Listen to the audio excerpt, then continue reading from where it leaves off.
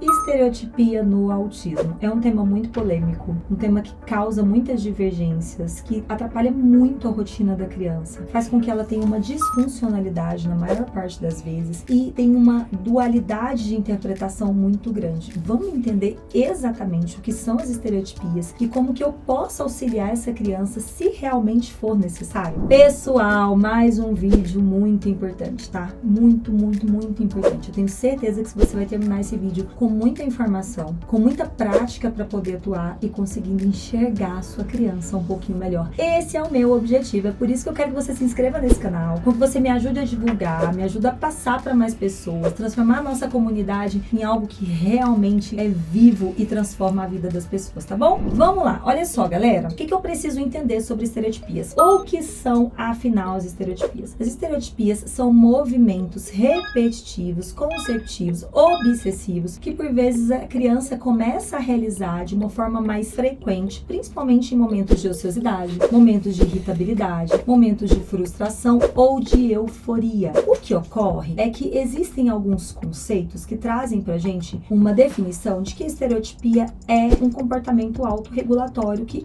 ajuda essas crianças. De fato, em alguns momentos podem ajudar sim. Eu brinco que todos nós estereotipamos, né? Se meu óculos tá caindo, eu venho aqui e levanto ele. Se eu estou um pouco desconfortável, eu mexo no meu cabelo. Se eu tô ansiosa, eu posso morder a pontinha da minha unha. Se eu tô nervosa, eu balanço um pouquinho os meus pés. Esses são comportamentos autorregulatórios de fato. E sim, alguns indivíduos com autismo utilizam essas estereotipias para se autorregular e funcionam. Porque se eu tô nervosa e eu balanço aqui o meu pezinho, movimento um pouco na cadeira, ou tem algum movimento que eu faço com a minha mão, isso me ajuda a estar mais concentrada, a me acalmar, a perceber melhor o que eu preciso fazer, de fato funciona. O grande problema é que na maioria das vezes, os indivíduos com autismo, nós já sabemos que eles não têm um sistema sensorial capaz de fato receber as informações, integrar os sentidos e produzir respostas adaptativas de forma autorregulatória. Ele tem um sistema sensorial atípico. Então, o seu filho não vai fazer exatamente como a gente faz. Se eu tô nervosa, eu aperto as minhas mãos aqui, eu me concentro e eu consigo me autorregular. Os indivíduos com autismo, por vezes, não conseguem fazer isso. Então, às vezes, uma estereotipia que ele começou a realizar acaba fazendo com que ele desencadeie outro tipo de estereotipia, acaba virando sim uma questão comportamental, porque ele faz várias e várias vezes e isso é uma resposta reforçadora para ele. Ele acaba utilizando daquele comportamento por não ter às vezes um repertório de linguagem, de comunicação, por não se fazer entender de forma adequada, ou às vezes para chamar a atenção do papai e da mamãe, para fazer fuga de demanda da terapia. Então eu prefiro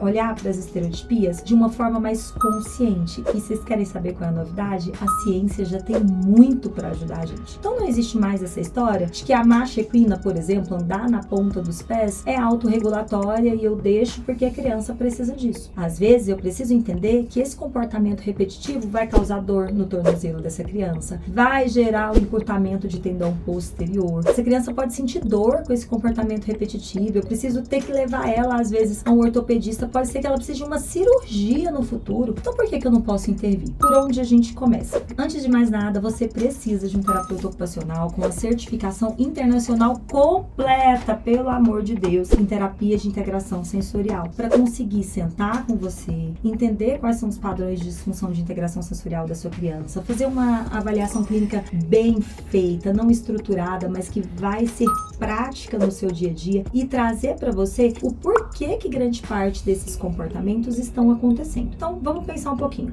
Flapping, marcha equina, como andar na ponta do pé, colocar as coisas na boca o tempo todo, girar em torno do próprio eixo, pegar as coisas, aproximar perto dos olhos e afastar, tapar muito os ouvidos o tempo todo, ter que ficar pegando, manipulando alguma coisa o tempo todo, repetição de comportamentos e movimentos, a ecolalia, às vezes, para autorregular uma demanda auditiva que ele não consegue, grito, muito grito repetitivo também, emitindo um som agudo que ele acaba recebendo essa sensação. Tudo isso são estereotipias que a gente pode trazer trazer alguns recursos e algumas estratégias para atender essas buscas sensoriais das crianças e acreditem, consequentemente a gente consegue reduzir essa necessidade. Eu brinco assim, se eu tô com sede e eu tomo água, o meu cérebro interpreta que eu tomei água e a minha sensação de sede ela vai passar. Então se o seu filho tem uma estereotipia de colocar coisas aleatórias na boca, e aí eu preciso entender exatamente quais são esses padrões, traçar com vocês de forma mais organizada. Mas se eu ofereço um mordedor, outro mordedor, um massageador vibratório,